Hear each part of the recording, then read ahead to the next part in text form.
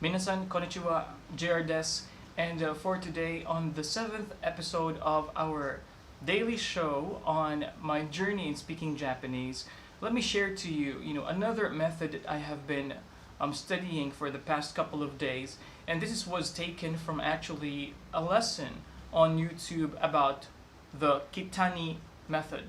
So Mr. Kitani is actually a teacher in Tokyo, a teacher for foreigners who wanted to learn Japanese, and accordingly, in his method, the Kitani Method, he actually has a kind of unique way of teaching Japanese because he tried to distill all these rules into simple to understand words, and he really simplified the whole process of using conjugations for example, for not adjectives or adjectives in Japanese. And for this episode, I'll be sharing to you my journey in studying through the Kitani Method so far on how I follow the lessons on this video. And let me share to you one chart that I copied actually from his lesson. So this is more like sentence construction for using not adjectives and the nouns. So not adjectives in Japanese originally are foreign in origin. These are foreign words.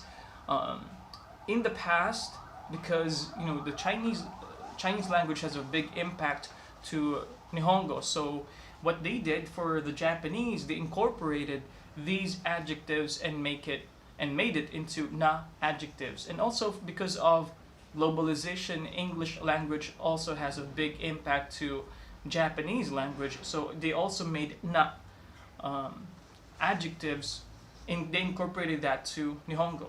So for today, let me share to you this chart, like what I mentioned to you earlier, and this is the simplified version from the Kitani Method.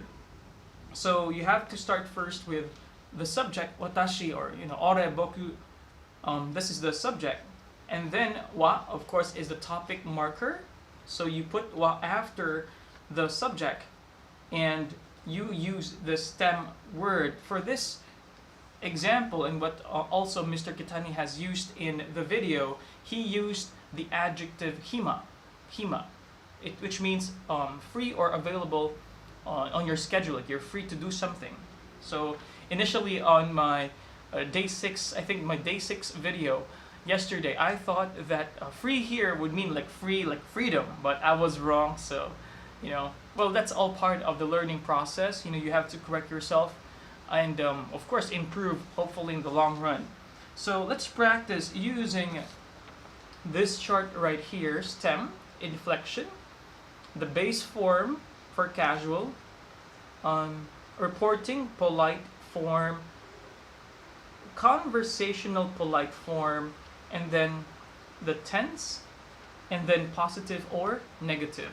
So it was divided into those columns and then these rows as well as we follow the structure. So Mr. Kitani started with watashi wa hima desu. So reporting polite form. If I wanted to say the past form in the positive, so I could say watashi wa hima datta desu. So according to Mr. Kitani, there is an inflection here, which is you attach to the base form ta, so datta.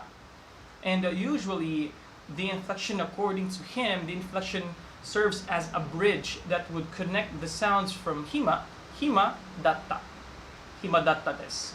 Okay, let's have another one here for the negative form, negative here. Okay, present tense. So watashi wa hima janai desu. So I am not, because it's in the negative, I am not free. Hima janai desu. Okay? And another interesting sentence here using the na adjectives is watashi wa hima janakatta desu. Hima ja nakatta desu. So the inflection ja, it doesn't really mean anything, but like what I mentioned, this is the bridge that connects the sounds. So na is actually the negative form, ta, which means past. So nakatta, ja nakatta desu. That's why it's the past form negative. So watashi wa hima ja nakatta desu. Okay. Now let's go to the other interesting parts of the Kitani method. So here, let's talk about the word ni. Ni is actually adverbial. Adverbial here. So what happens is the word the adjective, like in English, same with English, right? We add ly so that the adjective becomes an adverb. For example, slow, right? Slow. If we add ly, it becomes an adverb slowly. So same concept applies here. So what happens is you add the word ni. It's like equivalent to ly, li. So after the adjective. So here, for example, we could say, watashi wa. That's the subject, and then the topic marker. The stem is hima, watashi wa. Himani. And then you can add the predicate there. Predicate, for example, spending my time. So watashi wa himani, spending my time. So that's what Mr. Kitani gave as an example for adverbial.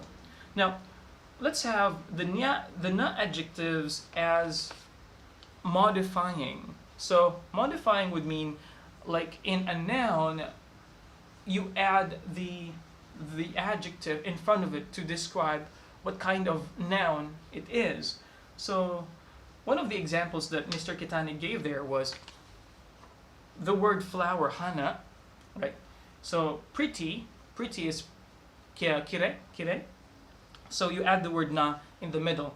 So for me as a Filipino, this is very, well, it kind of sounds Filipino because na is the same as the word na here as applied in the na adjective. So watashi wa, for example, not watashi because I am not a flower. So sakura, of course, cherry blossoms. Sakura wa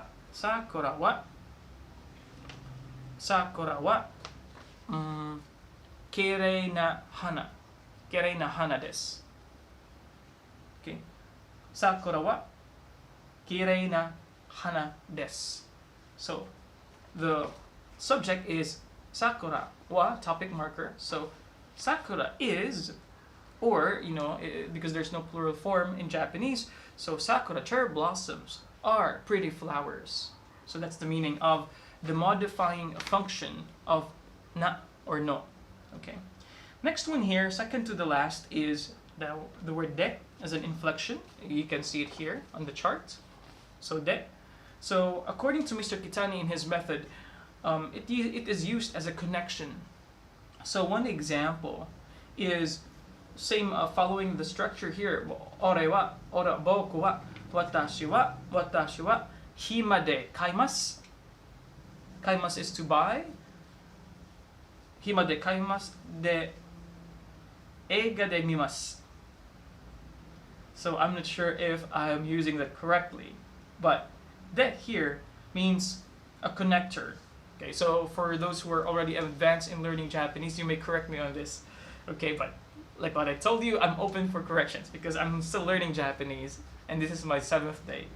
So another one here, the last one according to Mr. Kitani here for the na adjectives is watashi wa dattara. The dattara. Sorry, we may not use the watashi here. Dattara is conditional.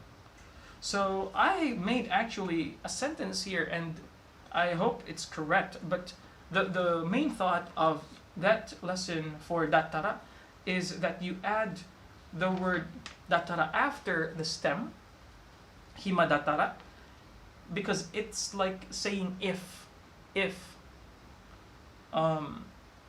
It's a conditional word that you use. So if you're asking another person, for example, I would say Judy. I will ask Judy. So Judy-san, Judy-san, hima dattara gohan o tabemasu ka? So Judy-san, hima dattara gohan o tabemasu ka? So I'm asking if Judy will be eating breakfast. So tabemasu ka?